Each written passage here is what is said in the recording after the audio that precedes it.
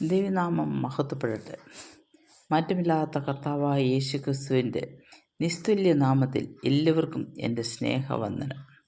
സദൃശവാക്യം 31:10 സാമർഥ്യമുള്ള ഭാര്യ വിലമതിക്കാനാവാത്തത് എന്ന് കഴിഞ്ഞ ക്ലാസ്സിൽ നാം കണ്ടുവല്ലോ.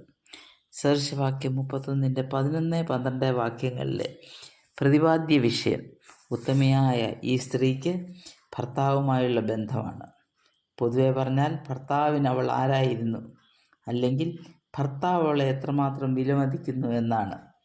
കുടുംബജീവിതത്തിൻ്റെ അടിത്തറ എന്നത് പരസ്പര വിശ്വാസത്തിൽ അധിഷ്ഠിതമാണ്. ഭർത്താവിനെ സംബന്ധിച്ചിടത്തോളം ഇവൾ തക്ക തുണയാണ്. ജീവിതത്തിൻ്റെ എല്ലാ മേഖലയിലും അവളെക്കുറിച്ച് ഭർത്താവിനുള്ള വിശ്വാസം മൂലമാണ് ഈ വാക്യത്തിൻ്റെ രണ്ടാം ഭാഗം സാധ്യമായത്. അവൻ്റെ ലാഭത്തിന് ഒരു കുറവുമില്ല. ഒരു ഉത്തമയായ ഭാര്യ ഏതെല്ലാം മേഖലകളിലാണ് ഭർത്താവിൻ്റെ വിശ്വാസം കാത്തു സൂക്ഷിക്കേണ്ടത്? 1. ധനവിനിയോഗത്തിൻ്റെ കാര്യത്തിൽ. ധനം സൂക്ഷ്മതയോടെ ചെലവാക്കുന്നതിനോടൊപ്പം ധനസമ്പാദനത്തിനുള്ള മാർഗങ്ങളും ആരായുന്നു. എങ്കിൽ മാത്രമേ ഭവനത്തിൻ്റെ സാമ്പത്തിക അടിത്തറ ഭദ്രമാകുകയുള്ളൂ. തുടർന്നുള്ള വാക്യങ്ങളിൽ നിന്ന് ഈ സ്ത്രീ എപ്രകാരം ധനവിനിയോഗവുമായി ബന്ധപ്പെട്ട് ഭർത്താവിൻ്റെ വിശ്വാസ്യത സമ്പാദിച്ചുവെന്ന് മനസ്സിലാക്കാം. വാക്യം 16, 18, 19, 24. മക്കളെ വളർത്തുകയും പരിപാലിക്കുകയും ചെയ്യുന്ന കാര്യത്തിൽ ഈ അധ്യായത്തിൻ്റെ അവസാന ഭാഗത്ത് മക്കളും ഭർത്താവും അവളെ പ്രശംസിക്കുന്നതായി കാണാം. മക്കളെ ദൈവഭയത്തിലും പഥ്യോപദേശത്തിലും വളർത്തുന്നതിൽ അവൾ വിജയിച്ചു എന്നതിൻ്റെ അംഗീകാരമാണ് അവൾക്ക് ലഭിക്കുന്ന ഈ പ്രശംസ. അവൾ യഹോവ ഭക്തയായതുകൊണ്ടാണ് ഈ പ്രശംസയ്ക്ക് അർഹയായത്. വാക്യം 26, 28 മുതൽ 31 വരെ. ഉത്തമ ഗ്രഹനാഥ എന്ന നിലയിൽ ഒരു ഉത്തമ ഗ്രഹനാഥയ്ക്ക് വേണ്ടിയ എല്ലാ സ്വഭാവ വൈശിഷ്ട്യങ്ങളും അവൾക്കുണ്ടായിരുന്നു.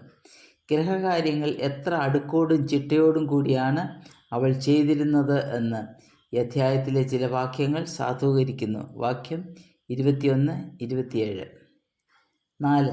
വാക്കുകളിലും പ്രവൃത്തിയിലുമുള്ള മാന്യത വിട്ടുള്ള ഒരു വാക്കോ പെരുമാറ്റമോ അവളുടെ ജീവിതത്തിലുണ്ടായതായി കാണുന്നില്ല. ശകാരത്തിൻ്റെയോ പരാതിയുടെയോ വാക്കുകൾ അവളെ സംബന്ധിച്ച് അന്യമായിരുന്നു. വാക്യം 26. 5. വിശ്വസ്തത.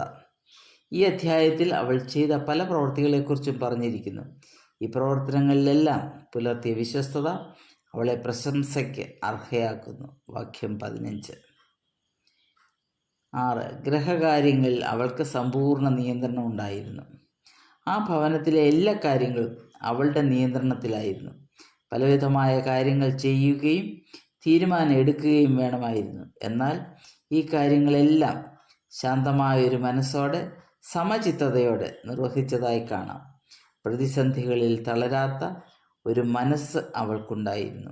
വാക്യം 25, 27. 7. മുൻഗണനകൾ.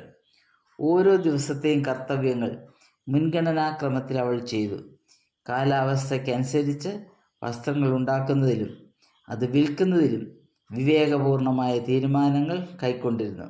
വാക്യം 13, 15, 21. ഇപ്രകാരം ജീവിതത്തിലെ എല്ലാ മേഖലകളിലും സ്വന്തം വ്യക്തിത്വം ഉറപ്പിച്ച ഇവളെ എങ്ങനെ ഭർത്താവിന് വിശ്വസിക്കാതിരിക്കുവാൻ കഴിയും? വാക്യം 12. അവൾ തൻ്റെ ആയുഷ്കാലമൊക്കെയും അവന് തിന്മയല്ല നന്മ തന്നെ ചെയ്യുന്നു. ദൈവവചനം പരിശോധിച്ചാൽ നന്മ ചെയ്യുന്നതും തിന്മ ചെയ്യുന്നതുമായ ഭാര്യമാരെ കാണാം. ആദ്യ മാതാവായ ഹൗവ പിശാചിനാൽ പരീക്ഷിക്കപ്പെട്ട് വൃക്ഷത്തിൻ്റെ ഫലം കഴിച്ചു എന്നു മാത്രമല്ല ഭർത്താവിനും കൊടുക്കുന്നു. അങ്ങനെ ഭർത്താവിനെയും തൻ്റെ പാപത്തിൻ്റെ പങ്കാളിയാക്കുന്നു. ആഹാബ് രാജാവിൻ്റെ ഭാര്യ ഇസബേൽ ഭർത്താവിനെ തിന്മയിലേക്ക് നയിക്കുകയും നിഷ്കളങ്ക രക്തം ചൊരിയിക്കുവാനിടയാക്കുകയും ചെയ്തു. എന്നാൽ വചനത്തിൽ കാണുന്ന മാതൃകാ ദമ്പതിമാരാണ് അക്വിലാവും പ്രിസ്കില്ലയും. അവർ ദൈവവേലയിൽ ഒരുമിച്ച് പ്രവർത്തിച്ചു. പൗലോസിൻ്റെ പ്രവർത്തനത്തിന് സഹായികളായി. റോമർ 16:3. ആധുനിക യുഗത്തിലേക്ക് വരുമ്പോൾ സഭയെ നവീകരണത്തിലേക്ക് നയിച്ച മാർട്ടിൻ ലൂഥറിൻ്റെ പത്നി കാതറിൻ അദ്ദേഹത്തിൻ്റെ പ്രവർത്തനങ്ങൾക്ക് തക്ക തുണയായിരുന്നു. മോർണിംഗ് സ്റ്റാർ ഓഫ് വിറ്റൻബർഗ് എന്നാണ് ആ മഹതിയെ വിളിച്ചിരുന്നത്. മാർട്ടിൻ ലൂഥറിൻ്റെ ഒരു പ്രസിദ്ധമായ കൊട്ടേഷൻ ഇപ്രകാരമാണ്: "there is no more lovely, friendly and charming relationship, communion or company than a good marriage." അതായത്, ഒരു നല്ല ദാമ്പത്യത്തെക്കാൾ മനോഹരവും സൗഹാർദ്ദപരവും ആകർഷകവുമായ ബന്ധമോ കൂട്ടായ്മയോ കൂട്ടുകെട്ടോ ഇല്ല. തൻ്റെ അനുഭവത്തിൽ നിന്നാണ് അദ്ദേഹം ഇത് പറയുന്നത്. സദൃശവാക്യം 31 സ്ത്രീയെക്കുറിച്ച് പറയുമ്പോൾ അവൾക്ക് യാതൊരു സ്വാർത്ഥ ലക്ഷ്യവുമില്ലായിരുന്നു. ഭർത്താവിൻ്റെ നന്മ മാത്രമായിരുന്നു അവളുടെ ഏക ലക്ഷ്യം. അതവളുടെ ജീവിതകാലം മുഴുവൻ തുടർന്നു. അവൾ തൻ്റെ ആയുഷ്കാലമൊക്കെയും അവന് തിന്മയല്ല നന്മ തന്നെ ചെയ്യുന്നു. വിവാഹിതരാകാനുള്ളവരുമായ സഹോദരിമാരായ നാം ഓരോരുത്തരും ചിന്തിക്കേണ്ടുന്ന ഒരു വിഷയമാണിത്. എൻ്റെ ഭർത്താവിൻ്റെ നന്മ മാത്രമാണോ എൻ്റെ പ്രവർത്തനങ്ങളിൽ മുന്നിട്ട് നിൽക്കുന്നത്, അതോ അതിൽ സ്വാർത്ഥ താല്പര്യങ്ങളുണ്ടോ? നമുക്ക് ശോധന ചെയ്യാം. ദൈവനാമം മാത്രം മഹത്വപ്പെടട്ടെ.